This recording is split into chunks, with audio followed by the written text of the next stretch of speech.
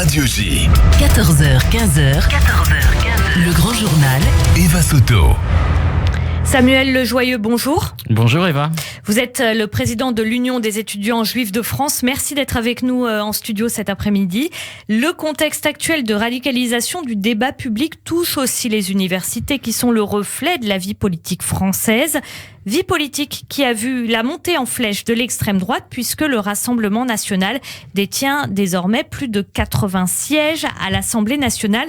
Comment cet écho de la vie politique française se passe dans les facs ? Comment est-ce qu'il émerge dans les facs plutôt ? Alors merci beaucoup pour votre invitation. Alors parfois c'est un écho, parfois d'ailleurs c'est un laboratoire.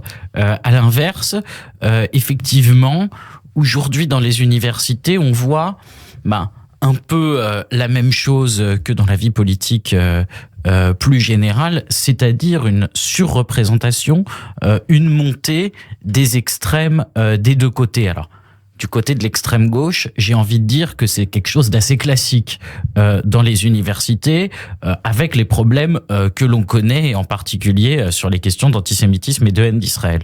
Mais ce qui est plus nouveau, c'est l'extrême droite, qui, jusque-là, il est vrai, était absolument marginal dans les universités. C'était les universités, l'espace où vraiment l'extrême droite n'existe pas, où il y a un rejet massif. Et force est de constater que malheureusement, cela change. Comment vous l'expliquez ? Comment je l'explique ? Je dirais qu'il y a deux éléments. Il y a une progression des idées et il y a dans les méthodes, et notamment les méthodes les plus violentes, finalement une tentation, une volonté de retour en avant de ces groupes d'extrême droite.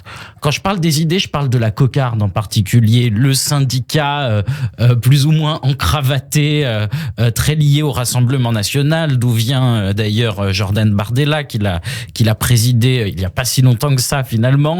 Eux, oui, ils ne font pas d'action violente officiellement, mais ils propagent, ils promeuvent les idées d'extrême droite. Avant, ils étaient très cachés dans les universités. Mais ces derniers temps, ces derniers mois, on les voit tracter librement, sans finalement avoir tant que ça une confrontation de la part d'autres étudiants. J'étais moi-même, il y a quelques mois, pour des élections C'est-à-dire, attendez, qu'on comprenne bien, Samuel, c'est-à-dire que en même temps, il y a, comme ça a toujours été le cas dans les facs, des mouvements de gauche plutôt radicaux et effectivement avec ces problèmes de haine d'Israël, etc. Et là, en même temps, vous nous dites qu'il y a des syndicats d'extrême droite qui tractent et que, en revanche, là-dessus, personne ne leur dit rien. Absolument, c'est ça. Alors, si il y a évidemment des personnes qui sont évidemment contre l'extrême droite. Je dis pas que l'extrême droite envahit les facs, a un écho. Ils ne sont majoritaires dans aucune élection. Mais oui, en tout cas, je crois qu'il y a un vrai problème de non prise en compte du danger absolu qu'il représente. Comme si, ça fait partie du débat démocratique universitaire de pouvoir discuter avec l'extrême droite. Encore une fois, on parle des universités, on parle pas des médias traditionnels, on parle pas de la vie politique de l'Assemblée nationale. Il y a toujours eu dans l'histoire finalement du syndicalisme étudiant une barrière absolue avec l'extrême droite, une volonté comme ça de dire les fachos hors de nos facs, tout simplement. Il y avait des fiefs quand même dans les années 80, 90 notamment. On parlait beaucoup de la fac d'Assas, la fac de droit à Paris. Qu'est-ce qui se passe en ce moment à Assas ? Et est-ce que finalement, dans un endroit comme ça, qui est un endroit historique de l'extrême droite dans les facs à Paris, est-ce que là aussi ça ressurgit et peut-être même plus facilement ? Vous allez nous le dire. Absolument, absolument. Il y a un vrai retour, notamment Assas c'est évidemment un symbole historique, mais aussi actuel. Assas, alors on en a beaucoup parlé dans les médias. Assas, pour la première fois, a fait l'objet d'un blocus de la part des syndicats de gauche. Mais dans le même temps, il y a évidemment, ça a beaucoup énervé l'extrême droite. Ça a beaucoup énervé l'extrême droite que tout d'un coup on ait l'impression que les syndicats de gauche et d'extrême gauche prennent un peu, récupèrent le terrain à Assas. Et la réaction ne s'est pas fait attendre. Il y a la constitution d'un groupe qui s'autoproclame les Waffen-SS. Référence aux nazis Waffen-SS. Absolument, complètement. Qui sont... c'est une quarantaine de personnes, pas plus. Ils sont cagoulés, ils sont armés de parapluies et ils font des descentes pour frapper des manifestants, pour frapper des étudiants qui bloquent les universités, qui manifestent contre la réforme des retraites, etc. Mais ils n'hésitent pas à afficher clairement leur antisémitisme. Et ça, c'est extrêmement préoccupant. On a vu des tags Waffen-SS, notamment devant la faculté de Saint-Hippolyte, la faculté de droit de Paris 1. On a encore hier retrouvé un nouveau tag avec une Magen David barrée sur un mur de l'université d'Assas. Et là encore, ce qui est absolument, pour moi, scandaleux, c'est les réactions notamment des universitaires. Là, je parle pas seulement d'Assas et d'autres.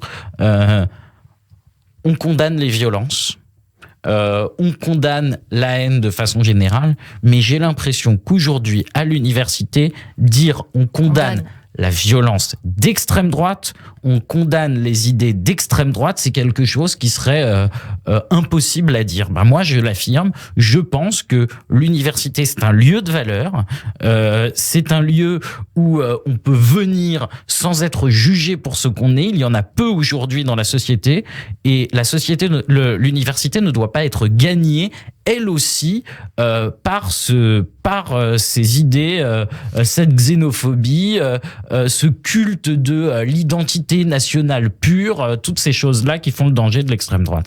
Quelle est la situation des étudiants juifs dans ce que vous nous décrivez? C'est-à-dire d'un côté avec effectivement des groupes de gauche radicale qui s'affichent parfois anti-Israël, souvent anti-Israël d'ailleurs, pro-palestinienne, et ça va jusqu'à l'antisémitisme, et ces mouvements d'extrême droite ou de droite radicale qui réémergent.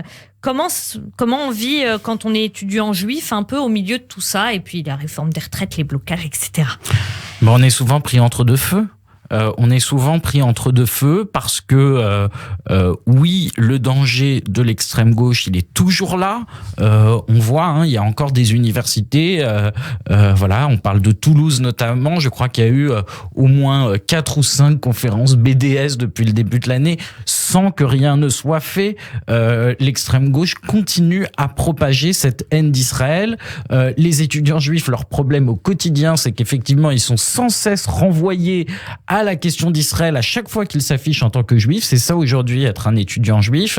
Mais ils savent aussi le danger de l'extrême droite. Ils voient aussi cette Magen David barrée, ces symboles de croix celtique. Donc oui, ils sont pris entre deux feux, entre ces deux dangers, et à chaque fois, l'impression d'être finalement en première ligne.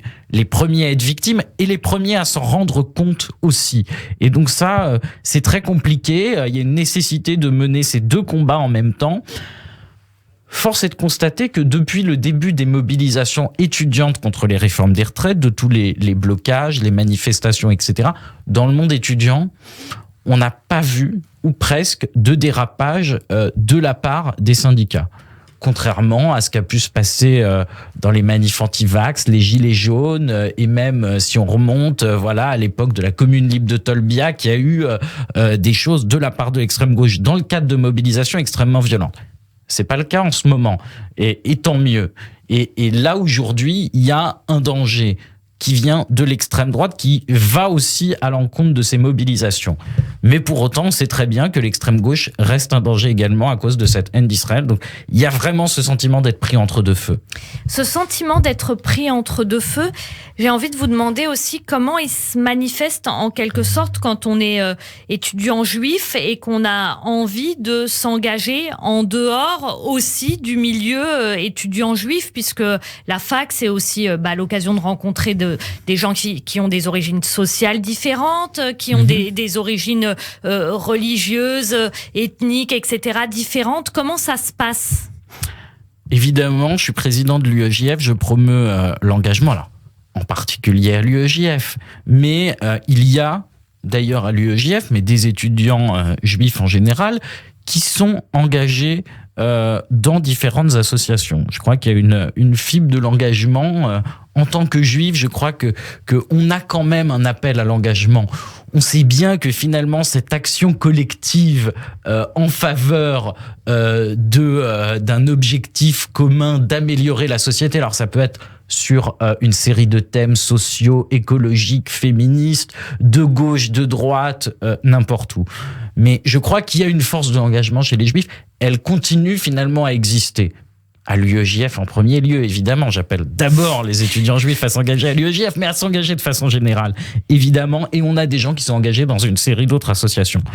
Maintenant, la vraie question, c'est on ne peut pas ne pas se demander est-ce qu'on a vraiment notre place ? Est-ce que, voilà, aujourd'hui on sait, le milieu militant est très compliqué.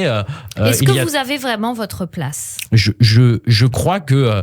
qu'on ait notre place ou pas, il faut se faire cette place. Voilà. Il n'y a aucun combat qui sont interdits aux juifs par principe. C'est pas parce que il y a aujourd'hui, si on prend le milieu antiraciste, une tentation à cet indigénisme, transformer la lutte contre les discriminations en une guerre des races. Oui, si l'antiracisme c'est ça, alors les juifs n'ont pas leur place dans l'antiracisme. Mais on ne va pas lâcher l'antiracisme pour autant, on va continuer à être antiraciste et à justement convaincre de nos positions et d'un antiracisme qui prennent en considération également l'antisémitisme. C'est le cas de l'écologie aussi.